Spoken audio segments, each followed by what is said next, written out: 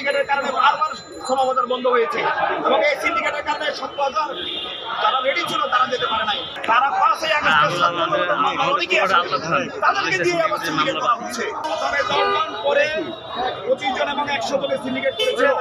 এই সিন্ডিকেটটা সাবেক বেশিরভাগই সরকারের প্রত্যক্ষ এবং পরোক্ষ মদদে একটা আইনিও হয়েছিল। মালয়েশিয়ার সরকার প্রেসিডেন্ট তাদেরকে ৫ কোটি টাকার বিনিময়ে এই আমের স্বপন চক্র সিলেকশন করেছিল। বাংলাদেশ থেকে যত কর্মী গিয়েছে প্রত্যেকটা কর্মী বাবদ তারা ১,৫২,০০০ টাকা তারা চাঁদা নিয়েছে। চাঁদা যেন আর না নেওয়া হয়। শেখ হাসিনার আমলে হয়েছিল আর মন্ত্রী এমপিরা যে সিন্ডিকেট হয়েছিল সেই সিন্ডিকেট সরকারের আমলে কোনোভাবে বাস্তবায়ন হতে পারে না।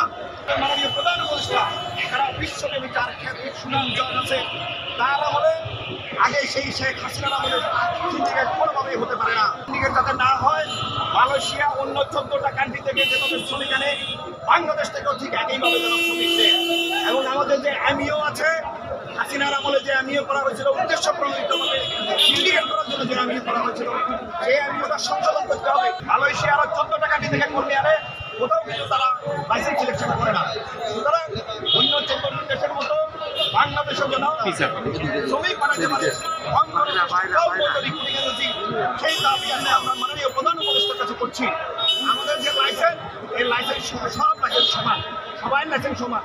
গুটি কয়েকজন ব্যক্তি গোষ্ঠীর চরিতার্থ করার জন্য তাদেরকে ব্যবসার সুযোগ দেওয়া কোনোভাবে যুক্তিসঙ্গত হতে পারে না। সিন্ডিকেটের কারণে বারবার শ্রমবাজার বন্ধ হয়েছে এবং এই সিন্ডিকেটের কারণে ৭০,০০০ যারা রেডি ছিল তারা যেতে পারে নাই। তারা ৫ই আগস্ট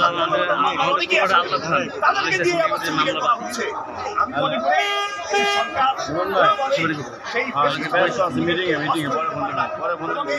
যে কোনো মূল্যে ভেঙে দিতে হবে। রেমিটেন্স যোদ্ধাদের ঢাকায় বিশেষ ছাড়ে রেডি ফ্ল্যাট দিচ্ছে শতভাগ বিশ্বস্ত ও নির্ভরযোগ্য প্রতিষ্ঠান প্রবাসীর সিটি।